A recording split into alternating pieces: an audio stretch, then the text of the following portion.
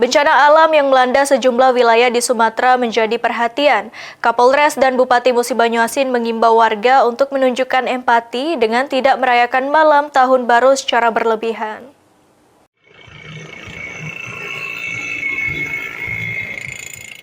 Kapolres Musi Banyuasin AKBP God Parlasro Sinaga bersama Bupati Musi Banyuasin M. Toha Tohed mengimbau masyarakat Kabupaten Musi Banyuasin untuk tidak merayakan malam pergantian tahun baru secara berlebihan.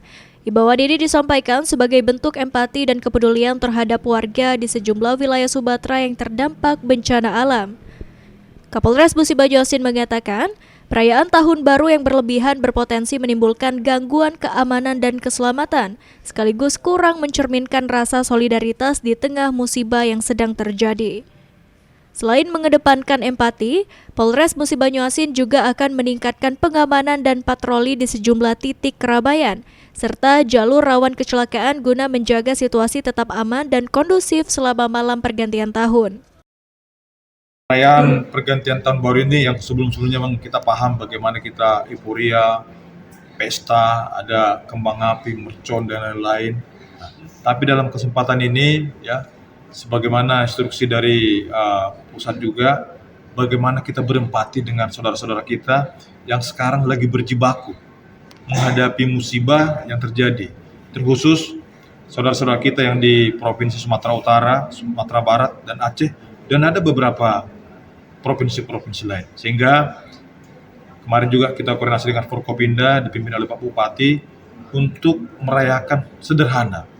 Sementara itu, Bupati Musi Banyuasin M. Toha Tohed mengajak masyarakat memaknai tahun baru sebagai momentum refleksi diri, doa, dan kepedulian sosial, bukan dengan euforia berlebihan.